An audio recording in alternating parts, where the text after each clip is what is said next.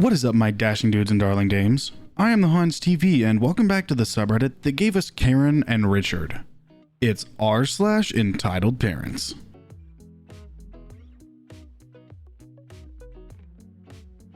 Our first post for today comes from Darth Medic 0528. Girlfriend's entitled toxic parents are ruining her mental health, and it's causing issues in our relationship. Good morning, I'm at a loss and I do not know what to do. My girlfriend and I have been together for over a year and we live together. I love her more than anything. She has a great heart and a beautiful soul. However, her parents and her family in general is incredibly toxic, and she has a really hard time saying no to them and establishing healthy boundaries. This makes her angry and resentful, and she unwillingly takes it out on me, and our caller on it, which then delves into a fight. Her stepfather is an absolute disaster of a human being and had a very dysfunctional childhood. He was addicted to narcotics not long ago and was part of a criminal bike gang. He relapsed recently and essentially blamed us for not being there for him. My girlfriend has been snappy, moody, and insecure ever since this all went down. Each time something happens with them, it brings her down. They throw all their issues off on her. They call her constantly, and her mother, who is straight up psychotic, calls her all the time to talk about her stepdad. Her stepdad does the exact same thing. They call us whenever they need something, and they expect us to do it, no questions asked. And if we don't, they're cold toward my girlfriend for at least a few days. Myself, her counselor, and everyone else has told her that she needs to set up boundaries, and she is just unable to do so. She says she is afraid to do anything because they will not let her see her siblings if there's a falling out. This, unfortunately, is absolutely true, and it is how they operate. Yesterday it came to a head and she snapped at me and told me to shut up after I offered to run some errands for her to help her out. We spent hours talking and hashing things out, as I already knew her parents are the root cause of her belligerence. I love her family and I want them to be well, but our relationship can't continue enduring this, and I don't know what to do. I've tried helping as much as I can. I've tried helping everyone and it doesn't seem to matter. Any advice would be welcomed. I also posted this in relationship advice. Full disclosure, I really hate this for you because I really hate that some parents feel so entitled to their children's time that they feel like they're their go-to counselor without actually seeking professional help. It's not on your girlfriend to help her family out. To be honest, your parents are supposed to be there for you, not the other way around. So you need to really set up some boundaries with her and really discuss that just because her parents are being mean to her doesn't give her the right to be mean to you as well. Good luck, OP. Our next post comes from Fart Pickle. EM claims car wash damaged EK's car, even though we have evidence the car was already damaged. Okay, so I work at a car wash. If you read my previous posts, I worked selling cars but have since went on to manage a car wash. Yes, I love my new job. And about a week ago, a kid comes up to me claiming that the wash had scraped the bumper of his 2020 Mercedes. Well, looking at it, that appears to be where someone hit some concrete. Nothing in the wash would cause that kind of damage. Well, it wasn't like that before going into the wash, and now it's destroyed. Okay, well, there is a process to this. I'm going to get some information from you and then take some pictures. After that, I will investigate it and call you in a couple of days. Okay, who do I take my car to get it repaired? Well, no one yet. First I have to investigate it and then I'll give you further instruction. Well, what is there to investigate? Wash damaged my car. Case closed. I understand how you feel, but I have to. It's our policy. You can't be serious. This car costs more than your house and you expect me to drive around like this for days, waiting for you to pull some BS? I'm calling my dad. He's a lawyer. Okay, well, now there is nothing I can do for you. Since you've decided to get legal action involved, you have to deal with our legal team. Let me grab you their number. Yeah, you'd better do that. My dad has never lost a case. At this point, I step inside to grab the corporate number and he holds his phone up to his ear to make a call. I grab him the card and hand it to him and walk back inside.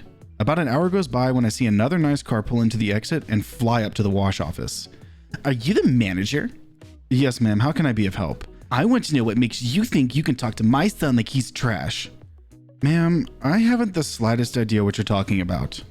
A little background for you. I've been described as one of the nicest people most people know. I'm always smiling, I apologize too much, and constantly have a caring tone to my voice. So I was genuinely confused what this lady was talking about. Your wash ruined my son's car, and you told him to go F himself? Remember now? Oh, yes, he was here about an hour ago. Yes, I tried to get a damage claim going, but he said that his father was a lawyer and was going to sue us, so I gave him the number for our legal department. BS. He told me what really happened.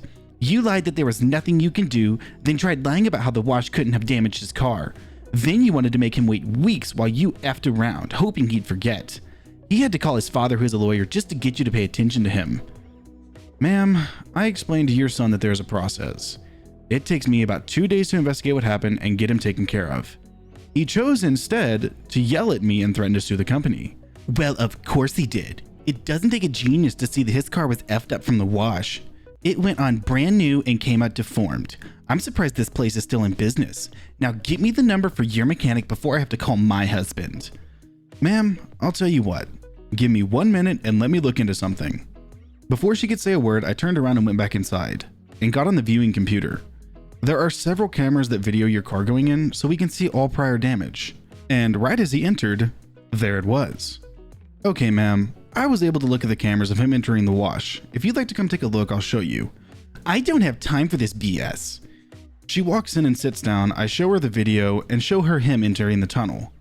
So you can see that this is the video of him entering the wash. It was clearly already damaged before the wash. No. This is Photoshop. I know for a fact his car left the house today in perfect condition. And that's very possible, but somewhere along the line, he damaged it after that, but before the wash, and here's the proof. No, this doesn't prove anything, but it's fine. Hope your crappy car wash has a great lawyer. You're gonna need them.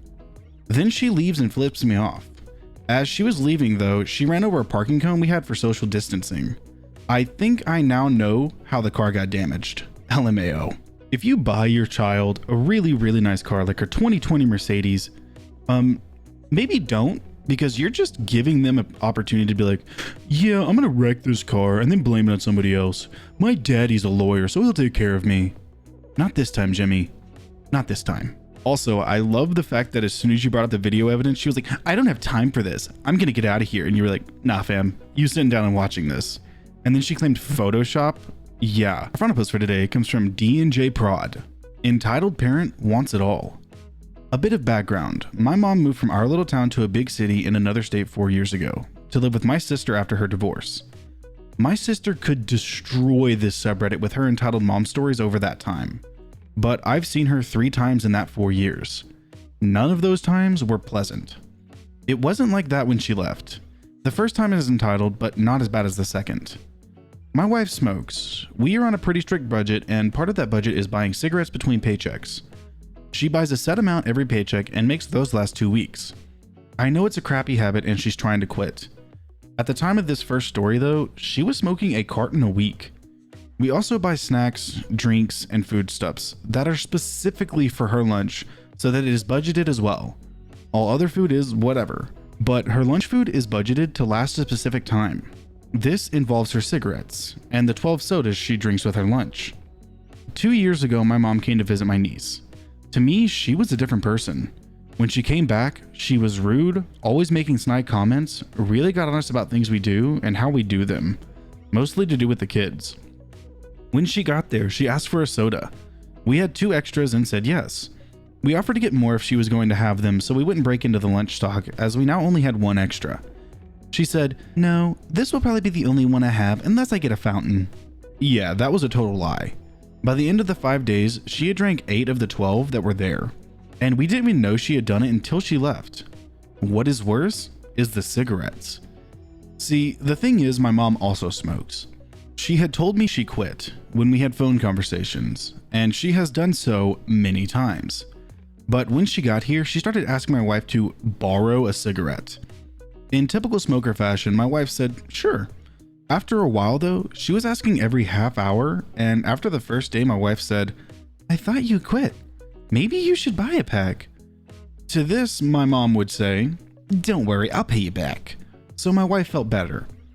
She was okay after the 3rd day when she had had more than a week and a half to go before she was paid again. And she had less than a carton left because, don't worry, I'll pay you back.